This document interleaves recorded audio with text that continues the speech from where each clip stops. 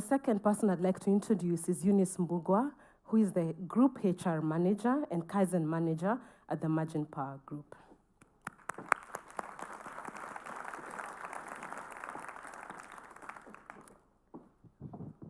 Thank you, Richard and Eunice, for joining me on stage. We'd just like to have a brief conversation about your company, as Finn has alluded. And Richard, I know you like to be called Kiki. So, Kiki, please tell us a bit of your story. 16 years in the flower industry in Kenya.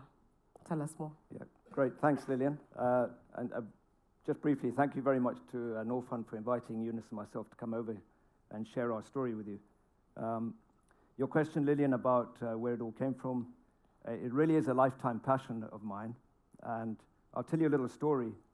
When I was at school and about 12 years old, my brothers, I got two brothers myself, we came home and my mother asked me and my other brother said, what do you want to do when you grow up? And born and bred in Kenya, living on the slopes of Mount Kenya, I said, I want to be a horticultural, small-scale farmer living on Mount Kenya. So here we are 40 years later, and we're growing flowers on the side of Mount Kenya. So it's really a lifetime passion of mine. I've been involved more in the horticultural sector, growing vegetables, supplying the UK retailers from the 1990s. I sold out of that business in 2000, and then I basically saw a gap in the market, which was to grow summer flowers in Kenya, which is the core of our business. Just a quick why flowers in Africa. Quick geography lesson. We need altitude on the equator, and if you go around the globe, spin your finger around the globe, you basically only find altitude on the equator at two places. That is South America, Ecuador, Colombia, and it's Kenya, Ethiopia. So why altitude? It gives you, the higher you go, the cooler it gets. So unfortunately, those from Uganda, it's too low, too hot for the flowers we grow. And then the equator gives you a 52-week production window. So that's really why we're in the business there. But we saw this opportunity to grow summer flowers. And just a quick overview. Starting this one, Kariki, in 2002, we now have a business which is covering Kenya, Ethiopia, and the Netherlands, 50 million turnover, and 3,500 employees, or what we call value adders. But Eunice will explain more about the value adders later. So. Right, Eunice, over to you. You are passionate about HR. And if we had the whole day, we'll just talk about people. But today we will try to keep to the time that we've been allocated. So as a HR manager, you are the link between the employees and management. How has the investment by Norfund contributed to job creation in Maginpar? Well, thank you very much, Lillian, for that. I'm very humbled to be here today to talk about the people side. Any business is people, and I'm very passionate about the people. So when Norfund came in, we were actually having 4 farms based in Kenya with a labor force of 1,600, whom we refer to value adders, because really what we do every day is they come into work to add value. And as we speak now, we have expanded. We have 10 farms, 7 farms in Kenya in total, and 3 farms in Ethiopia, employing a total labor force of 3,500. That's a very big job creation, considering that that's the direct labor.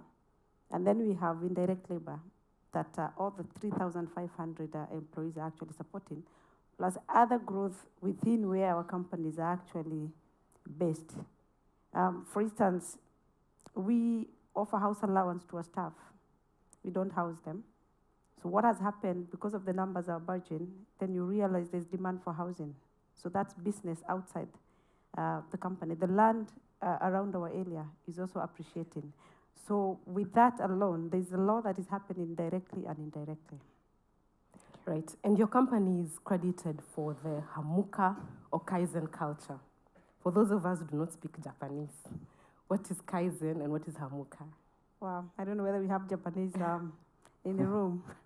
Kaizen or Hamuka, Kaizen is a concept heavily borrowed from Japan, or in America they call it Toyota production system.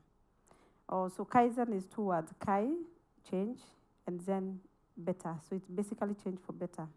So for us, it's a system where, a strategy where we involve all the value adders at all levels to make improvements in the processes, what we call regular incremental improvements to the processes that we are involved in organization.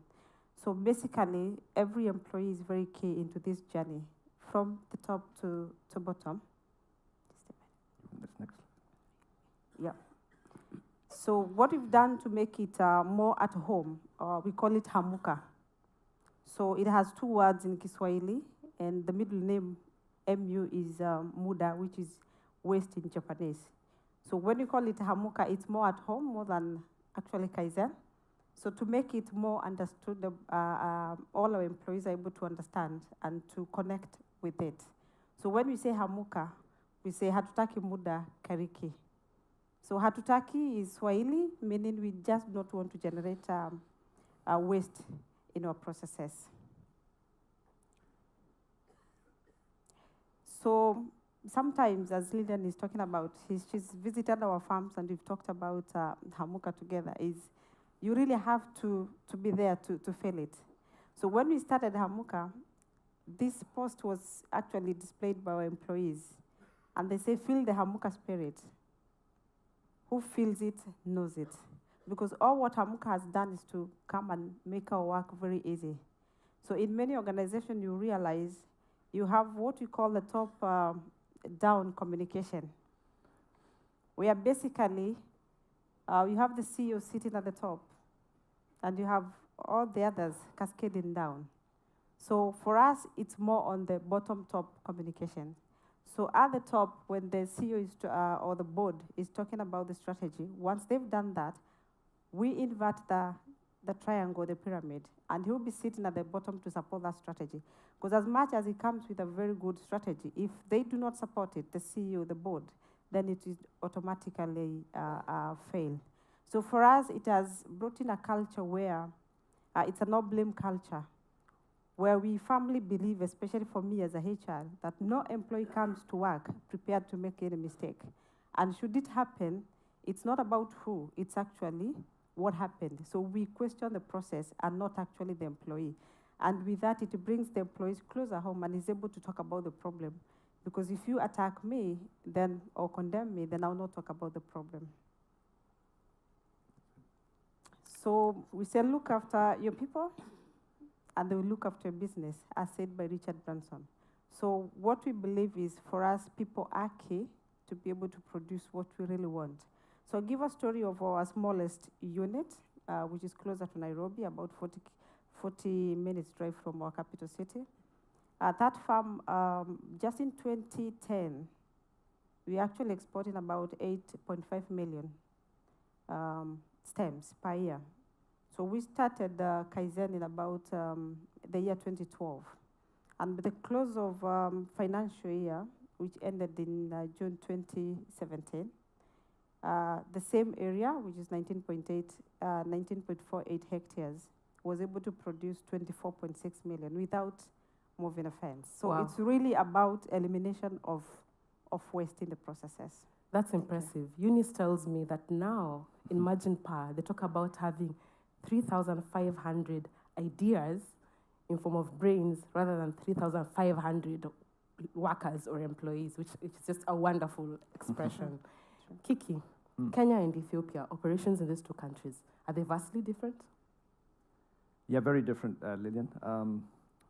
I think going on Support Collier's comment earlier, we were one of the leaders going into Ethiopia, and there were certainly no prizes for being the market, going in there to set up the flower industry 10 years ago. We paid a lot of what we call school fees there. 10 years down the road, it's coming right. You say, why is it so difficult in Ethiopia? I think in Kenya, the government basically doesn't get involved. The business doesn't control you. It just lets you get on with it. In Ethiopia, there is a huge amount of bureaucracy. Yes, both countries have got the sun. They've got altitude on the equator. They've got great people.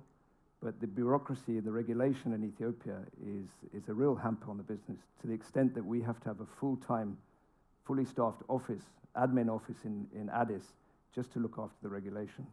In Kenya, the business is much, much bigger. We don't have an office in Nairobi at all. So it's vastly different. And do you see further opportunities between Norfund and Maginpar in terms of partnering going forward? Definitely. I think, like the introduction earlier, our industry is consolidating at a rapid rate.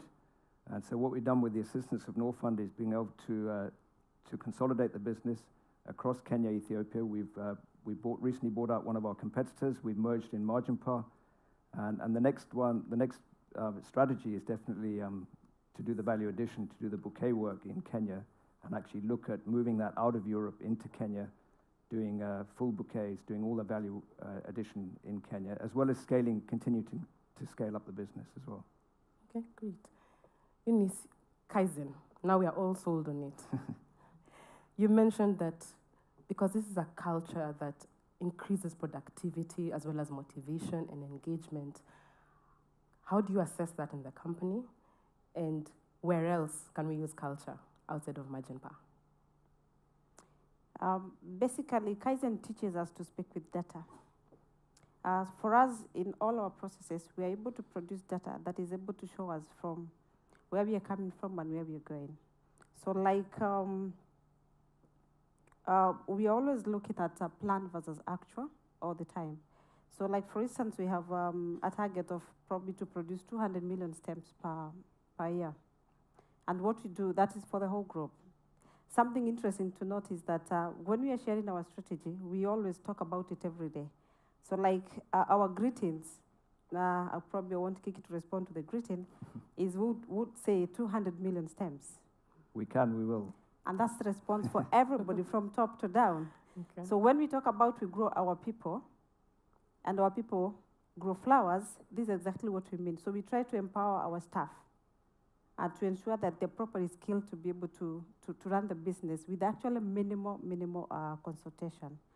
So the workforce is highly motivated and is able to produce efficiently.